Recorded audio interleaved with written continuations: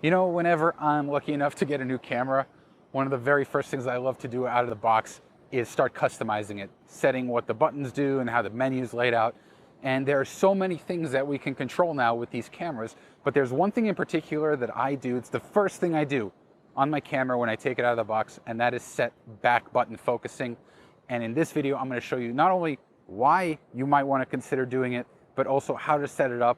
And in this case, it's going to be on a Sony a7R Mark IV, but back button focusing is something that you can do on Sony cameras, Nikon cameras, Canon cameras, and it's a really great feature. So let's check that out. So out of the gate, pretty much any camera that you take out of the box, put the battery in, turn it on, it's going to have kind of a common function, and that is when you half press the shutter button, it's going to engage autofocus, assuming that the lens has autofocus and that you have autofocus turned on. Now, that's all fine and good for the most part, but if you're the kind of photographer where you need to know specifically that this is going to be my focus point from shot to shot to shot, then you really want to consider turning off that function and binding autofocus to the back. So that's why it's called back button autofocus. Now, there's nothing inherently wrong with having your autofocus drive bound to the shutter button half press, but I have found in my experience, even without moving the camera, just by having the camera still on my tripod, just going from half press to half press, the focus point will change. And again, for landscape photography, it's not the end of the world as long as you're paying attention. But if you're, into wildlife photography, or even if you're just doing a panning shot, which I do very often when there's moving subjects, I want to make sure that my focus point is set. Now, of course, there are ways around this. You can just turn off autofocus and manually focus, and then you'll know that no matter what, your focus point is locked on what you set it at. Or you can use spot focusing. I love it with the Sony cameras where I can use a little D-pad to move the focus reticle to the place that I want to focus on, and then I know it will always focus on that point. But if you are new to the camera that you have and you don't know the different focus modes and you just have it on wide, which kind of just uses the whole field and the camera basically chooses what the point of focus should be, you might find that to be a little frustrating, which is why, again, it's really important that you know how to work your camera, know which settings are most important to you, and how to configure them. Fortunately, setting up back button autofocus is super easy. It's really just 2 steps. Let me show them to you now. Now, before we actually jump into how to set up back button autofocusing, I just wanted to show you an example of when you have autofocus bound to the shutter button.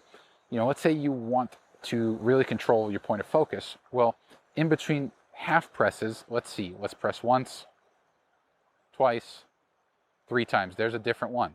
You don't really have the control over what your camera's focusing on. So let me show you here how to set up back button autofocus. Again, this is a Sony a7R Mark IV, but this is pretty common. The wording of the menu items are pretty common across the Sony cameras.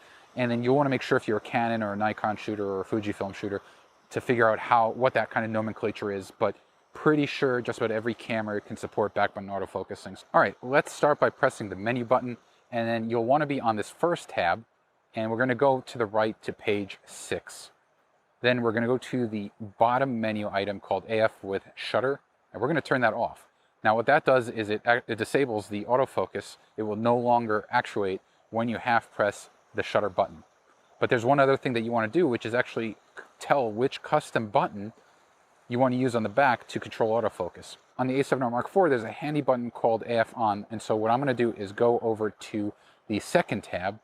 We're going to go over to page 9, and then custom key for still photos. I make sure that number 3 is set to AF on. That will actually enable autofocus. And so now when I press the AF on button, it actuates an autofocus, but when I half press, I'm half pressing right now, the shutter button, it's not actually doing anything.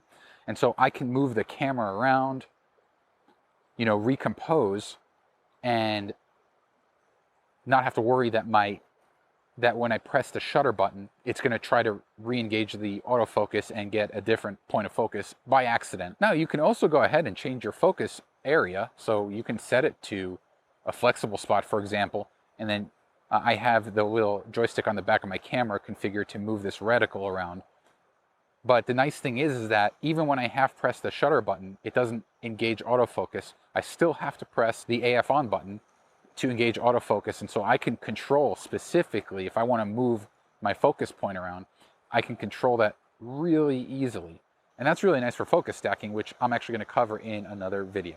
All right, now before you start lighting your torches and grabbing your pitchforks and coming after Brian because of how I use autofocusing with my camera, just remember there are so many different ways to configure autofocus. You might have your own way.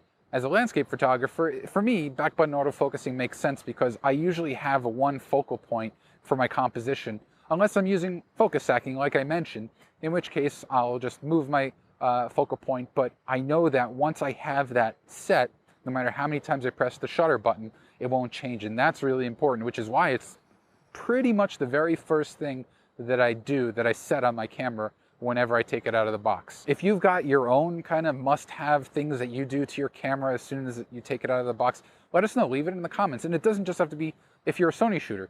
Canon, Nikon, Fujifilm, Leica, anyone. I want to know what your most important custom camera functions are.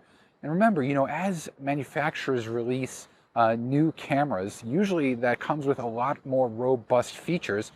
And so I love learning about what these new cameras can do. Like the new Sony A1 has an entirely new menu system, which is great because that's one thing that I think with Sony cameras we've struggled with for a long time.